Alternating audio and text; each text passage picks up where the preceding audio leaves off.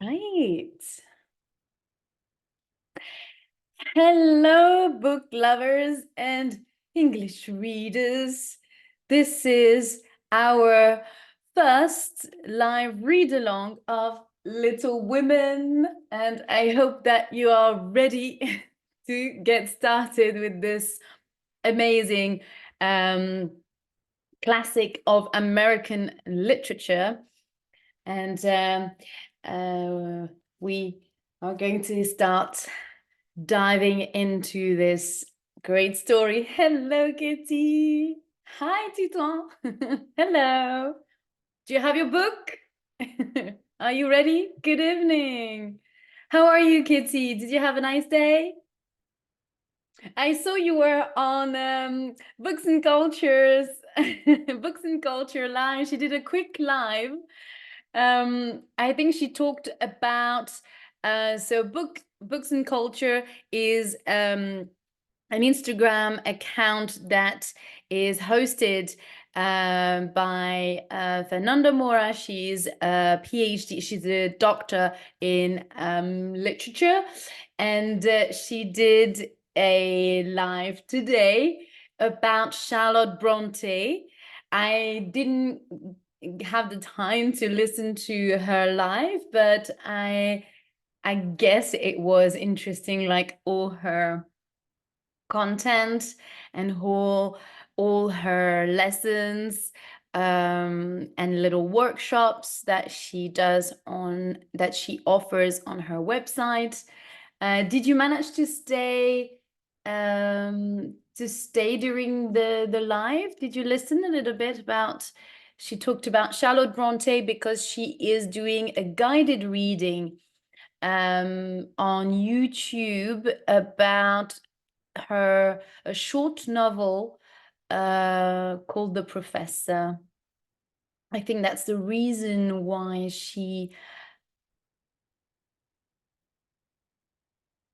I was too tired. Yes. I guess when you're tired, it's quite difficult to get to stay focused. So I hope you're not too tired to start reading the first chapter of Little Women. I stay with me, stay awake. So yeah, I guess Charlotte Bronte is an amazing author as well. And I think she also there is also this workshop about Jane Eyre that she's done as well.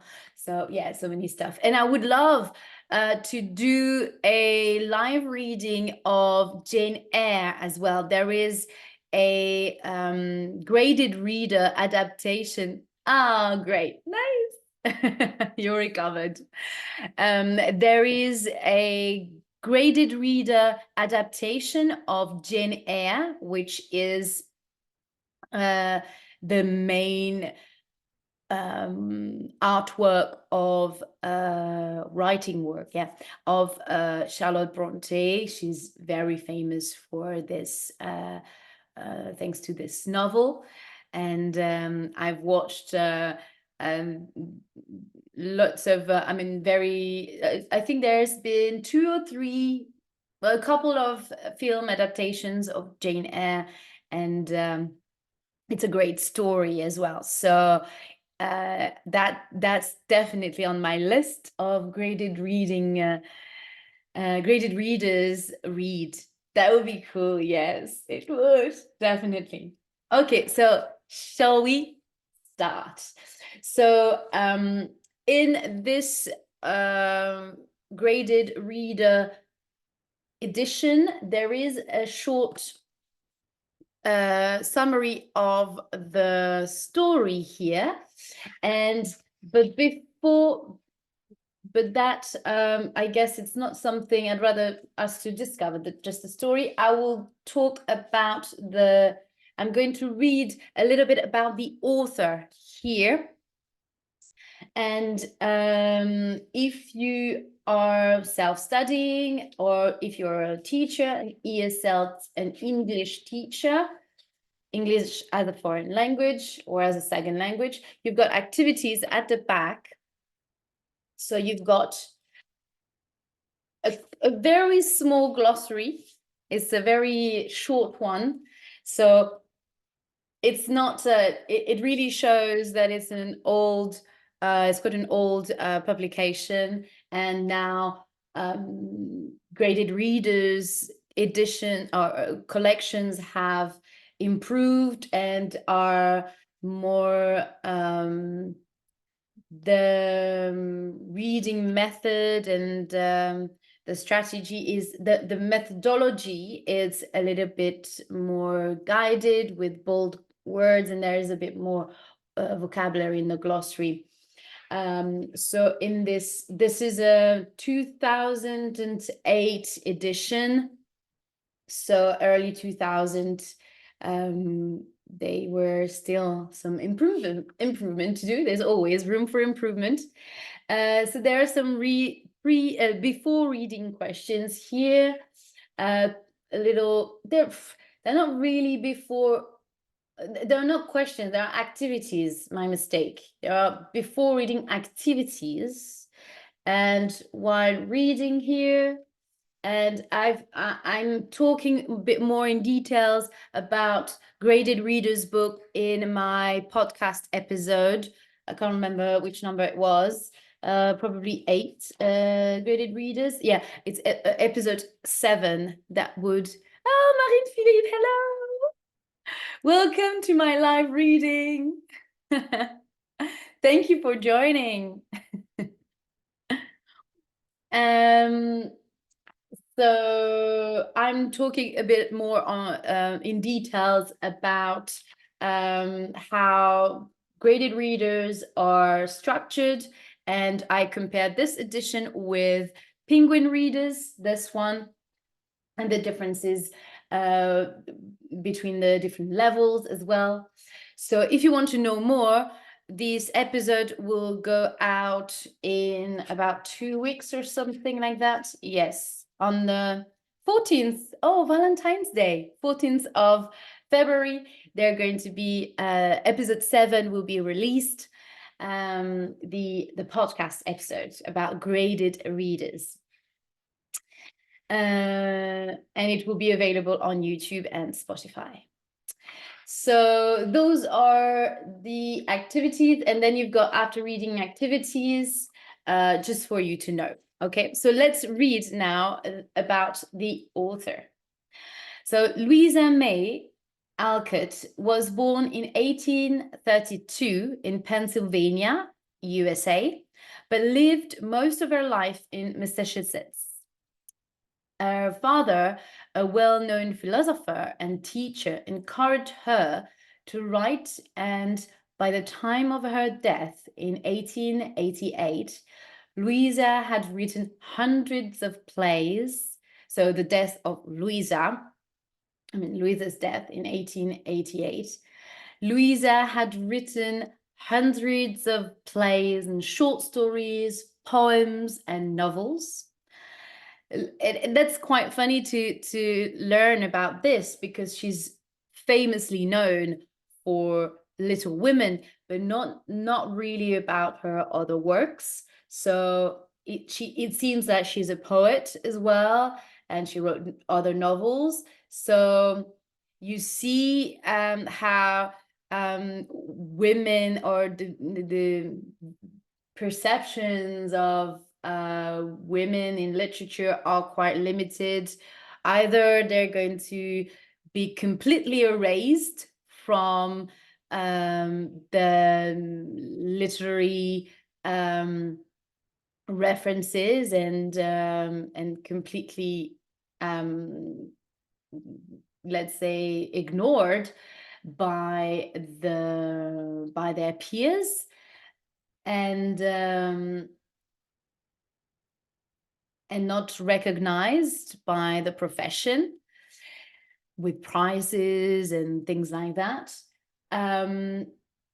And it seems like she's only reduced to be known as the author of Little Women, but I'm sure that her poems and other novels were amazing as well. But yeah, so yeah, this is just a reflection that I have on this note. So let's continue. Louise's father was not good with money, and her strong, loving mother ran the household. Louisa helped to support the family by teaching, nursing, and by writing stories and novels. When a publisher asked her to write a book for girls, Louisa began to work on this a little began work on this little doubtfully. So she had a little bit of doubts on working on a novel for girls, writing in her diary that she never liked girls or knew many except my sisters. So it's interesting to see that she wasn't really at the origin of this idea of writing a novel for based on or for girls, really. Little Women, published in 1868, was a huge success. Louisa used the experiences of her own family. She and her three sisters became the March Sisters. And this is why in France, the title in France, I don't know with you, Katie, how I don't know how in German this book was translated, well, how the title was translated, but in France it was translated as the four daughters of the Dr. March, and not Little Women. So that's an interesting fact on, translation of novels. So it was a huge success, and the story of the March sisters, Amy, Jo, Beth, and Meg. The story of the March girls continued in Good Wives, Little Men, and Jo's Boys, though not always in ways that readers expected. So those are probably the sequence novels, sequential novels that was released after Little Women. But we are, yeah, maybe the others had success, I don't know. But yeah, she's famously known for Little Women. Louisa Alcott wrote,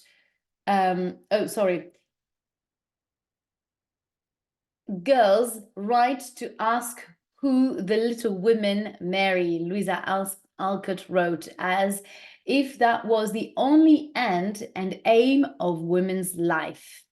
I won't marry Jo to Laurie to please anyone. So here we see the rebellious character of Louisa Alcott. In August 1868, Louisa Alcott received her first copy of Little Women. They didn't translate. Okay, thank you, Kitty. Yeah, they kept Little Women. Yeah, yeah, and that's yeah.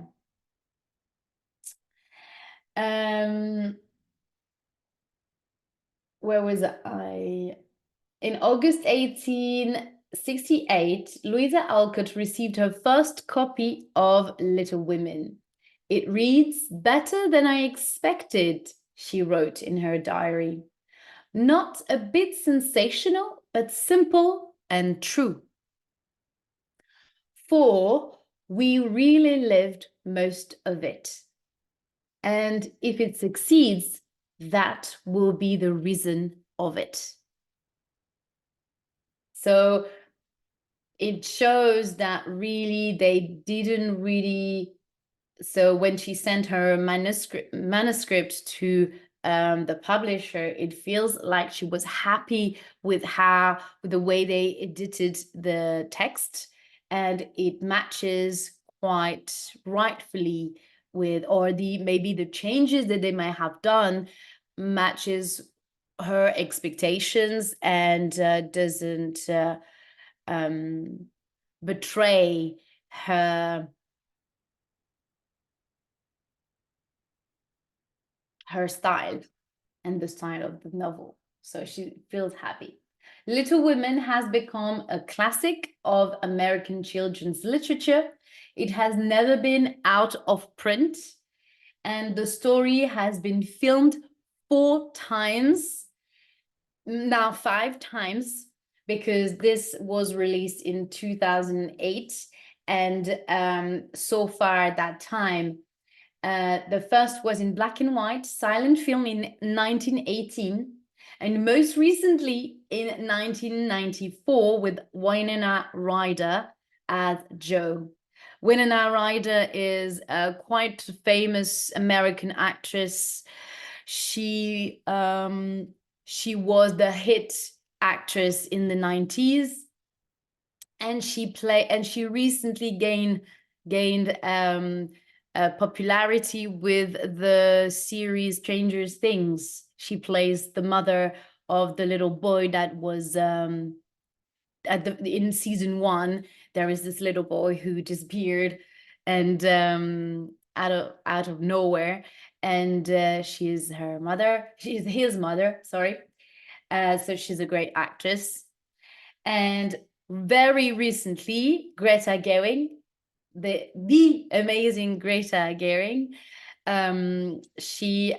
Greta Gerwig, sorry, she adapted again the book into a film in 2019 with Emma Watson, all great actresses, with many great actresses like Emma Watson, Harry Potter, and who's there as well? Saoirse Ronan, an Irish actress. She's amazing as well. Florence Welsh, no, not Welsh, Florence something. She's also a great actress. So plenty of amazing actresses. And Timothée Chalamet is very famous now. This Franco-American actor plays in the film as well. So I don't know if you've watched the film. I recommend it. It's a great film, great adaptation. I recommend it. Okay, right. So let's read chapter 1, 4 Sisters. Okay, 4 Sisters, chapter 1. Christmas won't be Christmas without any presents, said Jo crossly.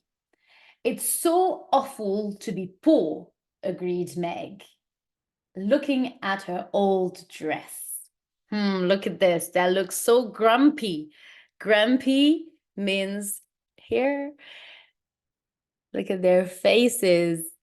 They look so grumpy. They're upset. It's so awful to be poor, agreed Meg, looking at her old dress.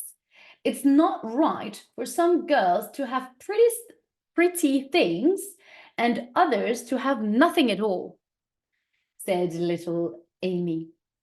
We've got father and mother and each other, said Beth gently. So it feels like Beth is the one that is more sensible, more, she says she's the nice one, and she says the right thing. It seems like she's that character.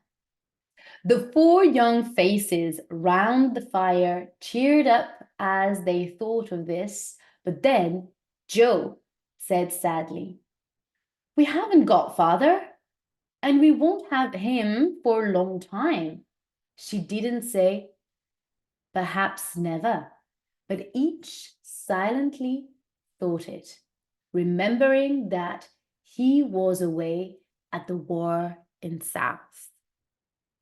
This book is also a great book if you're a teacher, an English teacher, an ESL teacher, because it talks a little bit in the background about the Civil War, the American Civil War that happened in the 18th century between the North and the South of America. This is the background historical context of the novel. So it's also a great novel to approach a bit beyond the story, to approach this historical aspect of English and bring some historical knowledge for your students. So that can be a nice thing to study on the side of reading the book. In addition to reading the book. Christmas won't be Christmas without any presents. There is a little quote here. Okay, next page. Then Meg said, Mother says we shouldn't spend money on presents when our men are fighting at war. We can't expect anything from Mother or each other, said Joe. But we only have $1 each, and they won't help the army much.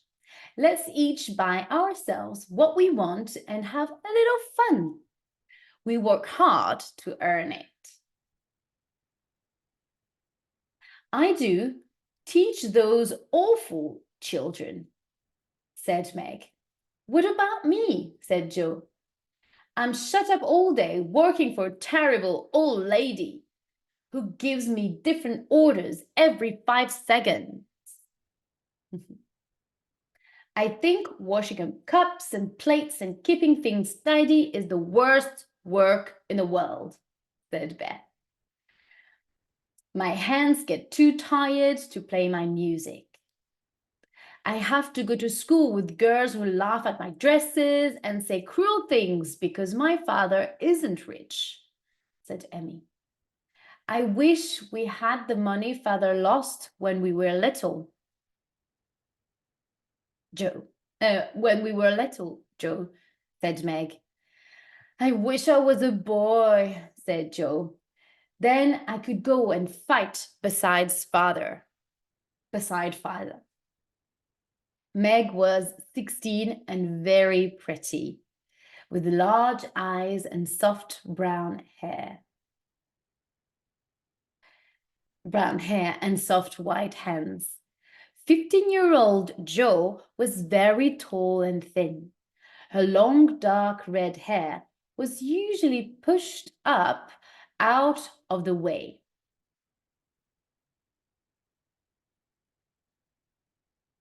Beth was 13, a very shy girl who seemed to live in a happy world of her own. Amy was the youngest, but thought herself to be the most important. She had blue eyes and yellow hair which curled onto her shoulders. At 6 o'clock, Beth put a pair of slippers by the fire to warm, and Meg lit the lamp. You can see here that she's putting, so that's Beth here putting the shoes by the fire, and then to get warmer, the slippers, and so those are like inside shoes. And then Meg here, who is lighting the lamp here. Amy got out of the comfortable chair without being asked, and Jo forgot how tired she was and held the sleepers closer to the fire. "These are old," she said. "Mother needs a new pair." "Ooh. "I'll get her some with my dollar," said Beth. "No, I shall," cried Amy. I'm the oldest," began Meg. "I'm the man of the family now father is away, and I shall buy them," said Joe. All the daughters want to buy the new shoes for their mother. "Let's each get her something and not get anything for ourselves," said Beth. That's a kind idea," said Joe. "What shall we get?" Everyone thought for a moment. Then Meg said, "I'll give her a nice pair of gloves." "The best army sleepers," said Joe. Some handkerchiefs," said Beth. Handkerchiefs are things that you can blow your nose in. They're in tissue. They're like a square thing. "A little bottle of perfume," said Amy. "It won't cost much, so I'll have some money left to buy something for me." "We'll let Mother think we're getting things for ourselves and then surprise her," said Joe. Mrs. March arrived home soon after.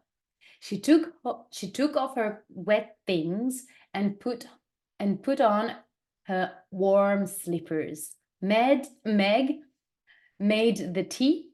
Joe brought wood for the fire. Beth was quiet and busy, and Amy gave orders. "I've got a letter from Father," cried Mrs. March. Oh, yeah, that was probably not the right voice. Anyway, it was a letter to cheer them up, and the special message for the girls came at the end. "Give them all my love and a kiss. I think of them every day. I know they will be loving children to you, and that when I come back, I will be prouder than ever of my little women." A tear dropped off the end of Joe's nose.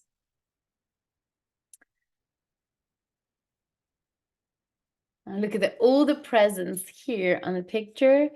So you have the gloves, where was the handkerchief? The perfume here, the bottle of perfume. And then you've got the handkerchiefs here, folded in a square. And I think what was the other present was best army sleepers. Those are probably the wrapped sleepers here, probably wrapped into a cloth or something. Amy hid her face on her mother's shoulder. "I'm selfish," she cried, "but I'll try to do better. I will try to be better." "We all will," cried Meg. "I think too much about the way I look, and I hate to work, but I won't anymore. And I'll try to be a little woman," said Joe, "and not be rough and wild." Beth said nothing, but she began to work hard at a blue army glove she was making. So the four girls decided that they would all try very hard to be good. They would never be cross or lazy or selfish, and they would all help each other. They talked over their plan that evening while they made sheets for Aunt March. Then at 9 o'clock, they stopped to sing a song. Beth played the old piano, and Meg and her mother led the singing. Joe always sang in the wrong place, but the girls never got too old to sing together. And that's the end of chapter 1. So, as I mentioned before, this is a level that is stage 4, which means that it's roughly intermediate. So I would say A to B1 level. So the chapters compared to a Girl, Women, Other, which was level 7, and B2 level, upper intermediate level, are much longer. So those little chapters will be very nice and sweet to read and short to read. Tell me, Kitty, what did you think about this chapter? What do you think about this idea of being a good girl? This is exactly what this is about. What is this, the beginning of this story about? It's interesting to see the paradox here between, I think it's Joe, who is a little bit rebellious, and doesn't want to, and she wishes she'd be a boy and wild and free. And at the same time, she is restricting herself to be herself by saying, oh no, I'm gonna be a good girl because we need to be kind to our mother, because she is sad, and we need to be good girls because dad is away and he is sad for that, and she needs to take care of us. And also they need to bring money in because their dad is away, so they need to bring some money home. So this is the reason why Meg,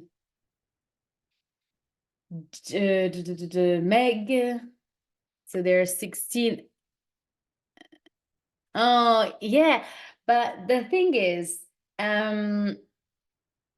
yeah, so who is Joe is working? Yeah, she's one of the oldest. Yeah.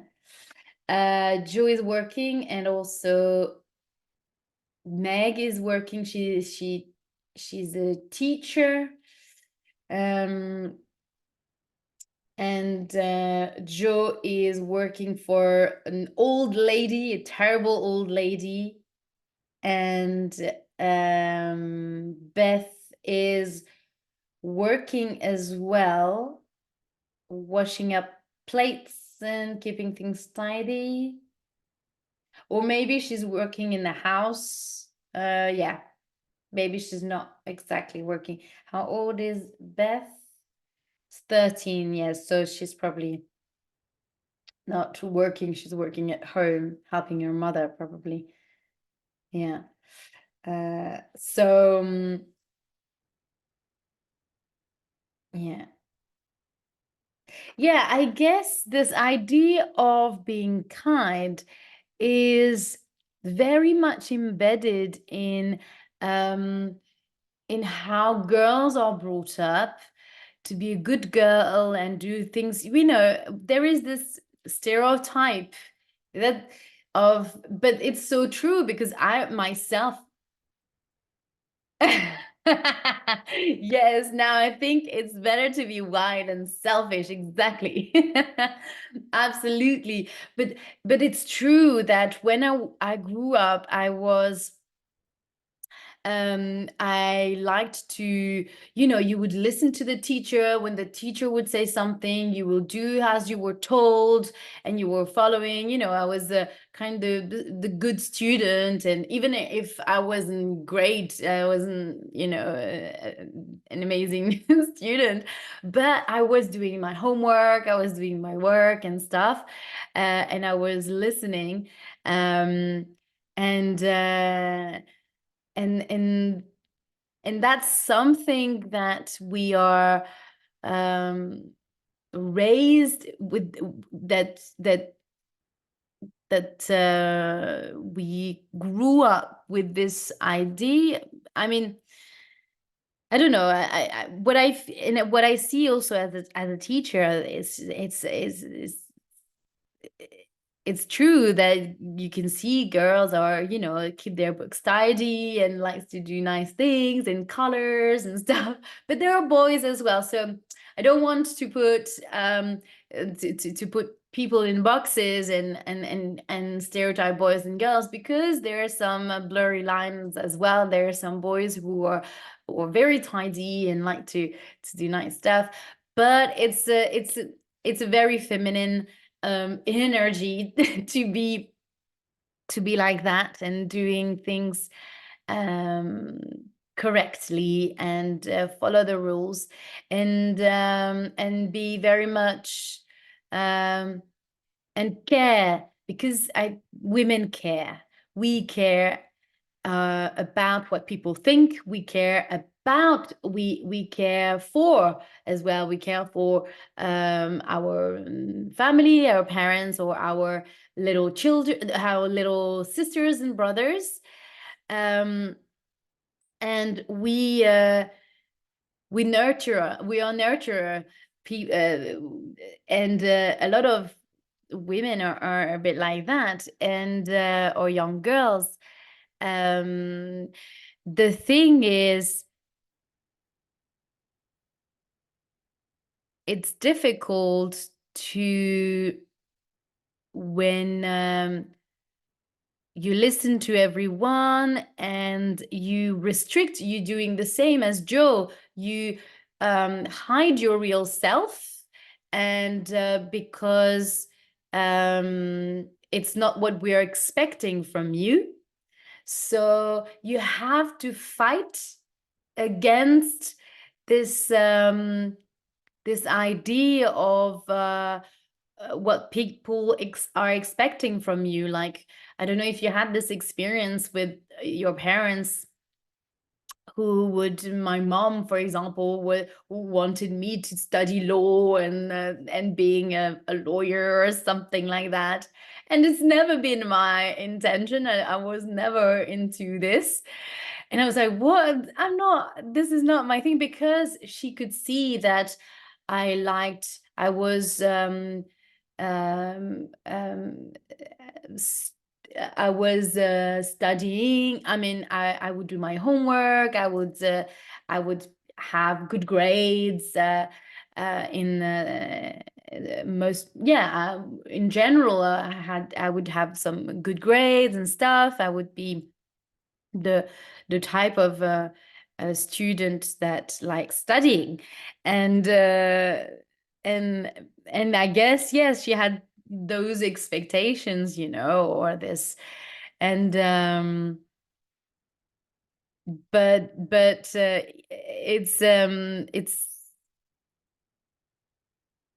it's quite difficult to live up to those expectations. You don't want um um to uh, I forgot. I don't have the word, but to let down. Yeah, you don't want to let down people. So uh, it's this idea of people getting disappointed by you, because they have expectation. They see you in a very they put you on a pedestal. Not It's very exaggerated, but this is this idea, the people put you there because, for example, my parents didn't go to university or things like that. So they didn't do long studies. So when they see the child, studying, it's the same kind of uh, it's the same for many parents who didn't have the chance to study, and they expect, when they see that their children, sorry, are good at studying and they like it, then they have those big huge expectations, and when you are hard on yourself as well, and you don't want to let down people, and you want to live up to those expectations because you have ambition yourself as well. Même si, even though I didn't have expectation of becoming a lawyer, but it's true, like then I studied at university and so on.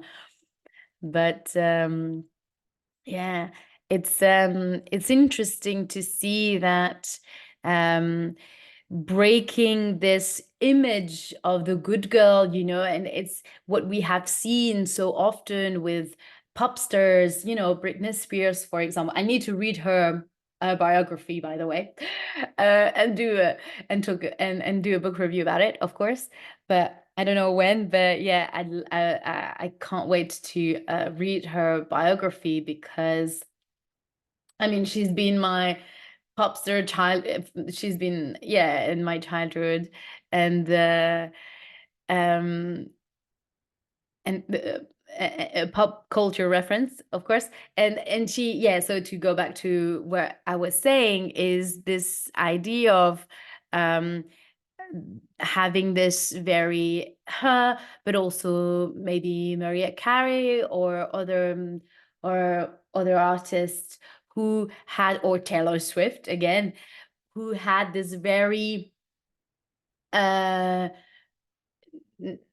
very nice image of being a nice girl, polite and smiley and doing the right thing. But then when they started um, making their own opinion and saying, oh no, I do not want to do this anymore.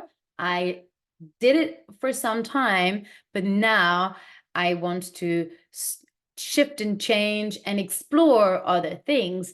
Then this is where they have been attacked by the media or by the industry, men in the music industry who did not accept or didn't listen to them and wanted to control their career.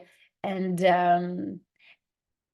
this is why this is how we have been witnesses of the decline, and also the mental breakdown of Britney Spears, and all the things that happened in the news in regards to her, and that was terrible to see.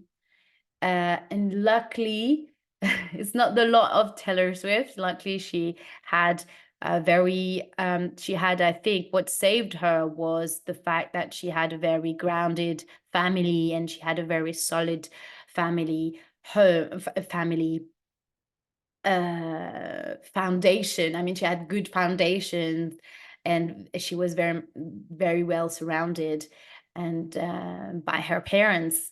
So I think this is what makes the whole difference between, if we compare those two artists. So to go back to this idea of being a good girl, um, it's not because now when we see how far Taylor Swift has been, and how Britney Spears has managed to overcome those challenges, um, I think that it's nice to see that, yes, you can be a nice person, you can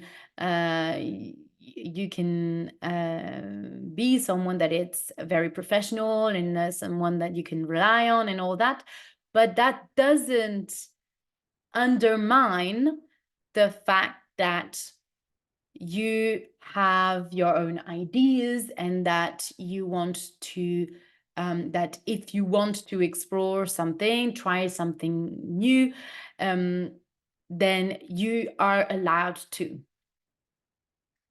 And I experienced it myself as well, the fact that with the choices that I've made, when, for example, I decided to move to the UK and live on my own, my mom was like, what? What is she doing? I'm so scared to do. Are you going on your own? She was very, very worried. Yeah, I didn't realize at the time, of course, when we are in our early 20s, we don't think about how our parents are worrying about us.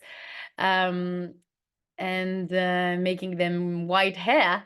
But um, it's something that I personally had to go through and experience. And when I look back, I'm like, oh my God, what were you thinking? So but it's part of our personal experiences, and this is what I had at that time. I was feeling at that time, and what I wanted to experience at that point in my life. And I mean, we can, I don't, I don't, it's not good to have regrets, but if I could have done it in a better way, maybe it would have been better.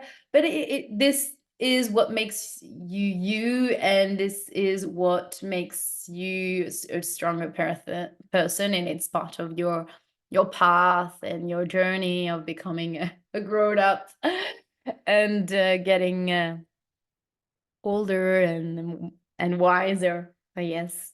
So yeah, so this is what this first chapter inspired me, I guess.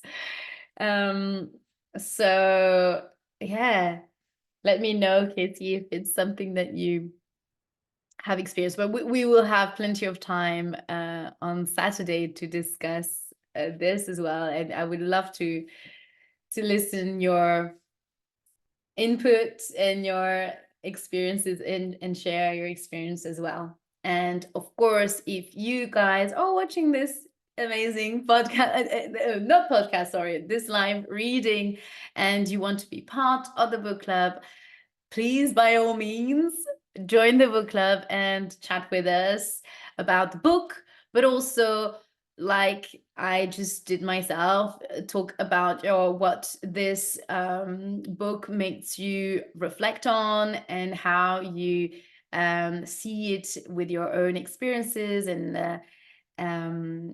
how you see this, yeah, and how you project it with yourself, how you can yeah, relate to it. So tomorrow we will be reading chapter 2, A Happy Christmas. So I look forward to to discover what is going to happen in this chapter. So I had a great time reading this first chapter, and I will see you tomorrow for chapter 2. Bye bye. See you.